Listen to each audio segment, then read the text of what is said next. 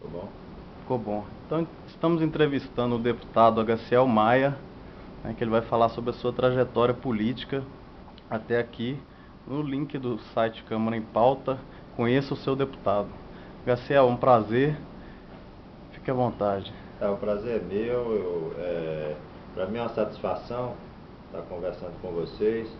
Primeiro eu quero informar que eu nasci na região do Siridó, que é na divisa lá da Paraíba com o Rio Grande do Norte, na região do semiárido.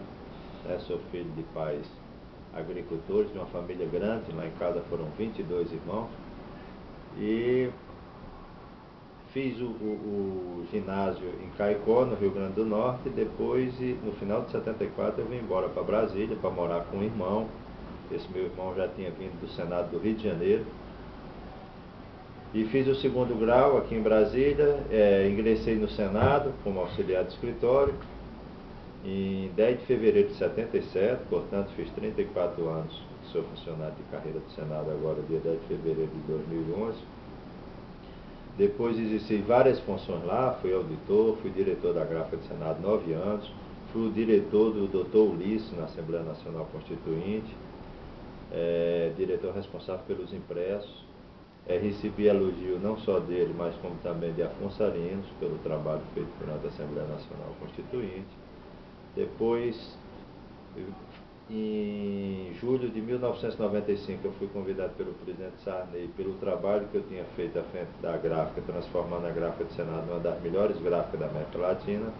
Fui chamado para ser diretor-geral do Senado para montar um sistema de comunicação até então pioneiro na América Latina, que era criar uma televisão, uma rádio, uma agência e um jornal.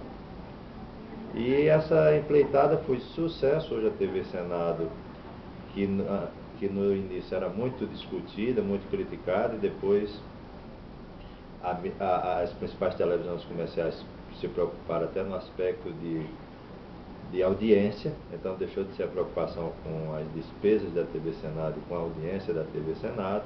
Esse sistema de comunicação depois foi pioneiro no Brasil, pioneiro na América Latina. Hoje tem TV Câmara, TV Justiça, e nós temos mais de 40 TVs no Legislativo espalhado. Inclusive estamos em breve para começar a funcionar a TV Câmara Distrital, que é onde toda a população de Brasília vai poder assistir e avaliar o desempenho de cada deputado distrital. Então é importante, porque isso sim que é a transparência, né? A população vai avaliar os parlamentares diretamente, não pelas informações que recebe. Então não tem intermediário. Ou o parlamentar é bom, desempenha a sua função de acordo com o anseio da população, buscando melhoria da qualidade de vida da população, ou ele na próxima eleição está fora. Então não tem que estar ouvindo a versão das coisas, está vendo em tempo real, tipo um reality show, tipo um Big Brother, tudo que acontece aqui dentro da Câmara. Isso é fundamental. Eu tenho levado esse pleito à mesa da Câmara, que é fundamental que a Câmara Distrital passe a ter sua TV para que toda a população de Brasília assista. Terminado esse período, eu fui diretor 14 anos do Senado. Transformei o Senado brasileiro, ajudei a transformar junto com os servidores e direção do Senado, num dos 3 Senados mais modernos do mundo. O Senado brasileiro hoje é uma referência em termos de modernidade para os demais senados do mundo. Ou seja, era um Senado que nem existia no cenário mundial, hoje é um dos 3 mais modernos. Terminado esse ciclo meu lá no Senado, em decorrência de uma crise política que aconteceu lá, uma disputa política dentro da casa entre o presidente Sarney e o senador Tião Viana, onde se juntaram senadores do PSDB junto com senadores do PT na época, e resolveram criar uma série de farsas com o objetivo realmente de dar um golpe lá no Senado, ou seja, de levar o presidente do Senado ao Conselho de Ética e tirar o presidente José Sarney à época. E eu, como um aliado do presidente Sarney, que sempre fui o primeiro alvo. Então, em março de 2009, eu pedi o afastamento da diretoria-geral do Senado. Voltei para o ILB, junto, que é o Instituto Legislativo Brasileiro, e a Unileg, que é a Universidade do Legislativo Brasileiro, também o primeiro legislativo no mundo a criar uma universidade corporativa.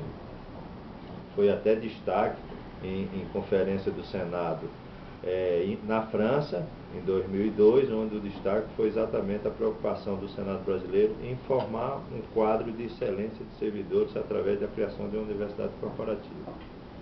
Voltei para fazer esse trabalho, publiquei 6 livros, tenho 6 livros publicados. Eu sou membro do Instituto Histórico e Geográfico do Brasil, do Rio de Janeiro, que é a casa de cultura mais antiga do Brasil, mesmo anterior à Academia Brasileira de Letras.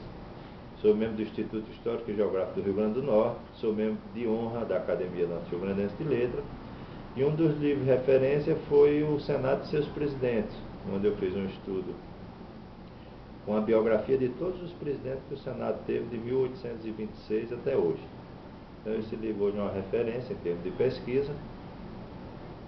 Depois desse período, comecei a fazer um trabalho sobre um dicionário biográfico do Senado, ou seja, onde consta a biografia de todos os 1.304 senadores que já passou pelo Senado em toda essa sua história, ou seja, de 1826 até hoje.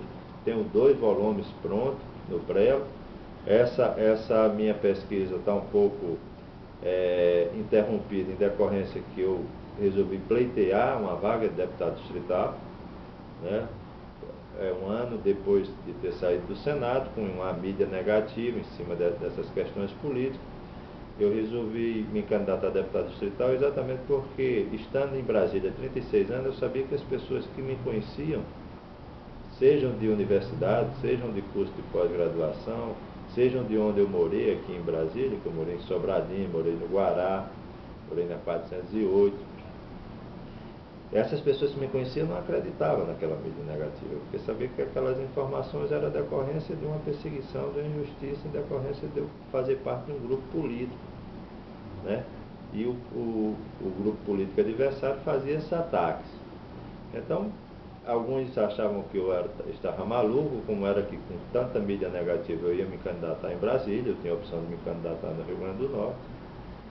Mas eu resolvi me candidatar aqui, porque eu tenho convicção de que, primeiro, eu não tinha feito nada de errado.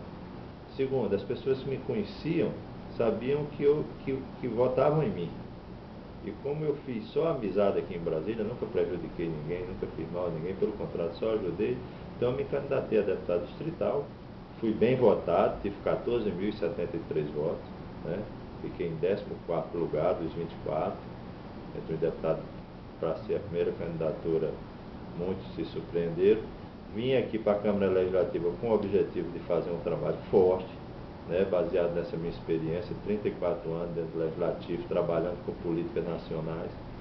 Então eu quero fazer esse trabalho forte aqui na Câmara Legislativa. Na primeira semana de trabalho eu apresentei 35 indicações, que é quando a matéria é da competência do governador e não da Câmara Legislativa. Então o que você pode fazer é a indicação. Você sugere ao governador que adota essas providências. Se as providências forem em decorrência desse trabalho meu, de conhecimento de todas as cidades, de todas as RAs, presenciei, conversei com as pessoas, tá certo? Visitei o sistema penitenciário de Brasília, passei 5 horas lá dentro vindo preso, vindo funcionários, tá certo? E apresentei 5 projetos. Então, nesses primeiros dias da Câmara Legislativa, eu já tenho um trabalho apresentado, espero trabalhar muito melhor. Fui eleito recentemente por unanimidade dos deputados para presidir a Comissão de Economia, Orçamento e Finanças, que é uma área que é do meu conhecimento, porque eu sou economista, né? Eu sou formado na Universidade Católica aqui de Brasília, tenho especialidade em orçamento público pelo SENDEC IPEA, que é uma das principais escolas de economia do Brasil. Também tenho especialização na Fundação Getúlio Vargas. Então estou muito confiante no meu trabalho, né? De futuro eu não posso, com 2 semanas de trabalho, já ficar achando que vou para tal lugar, vou me candidatar a alguma coisa. Eu acho que a primeira coisa que eu tenho que fazer é mostrar à população de Brasília que me elegeu que eu serei um bom deputado distrital, pelo conhecimento, pela capacidade de trabalho e, se Deus me ajudar, muito pela dedicação. Então esse é, em resumo, a história de Garcel Maia. Muito obrigado, deputado. É uma honra o Câmara em Pauta ter mais um deputado aí que conta a sua história para os nossos visitantes, saberem quem é o seu deputado, né, em quem votou e o que esperar dele. Muito obrigado, Garcel. Até a próxima.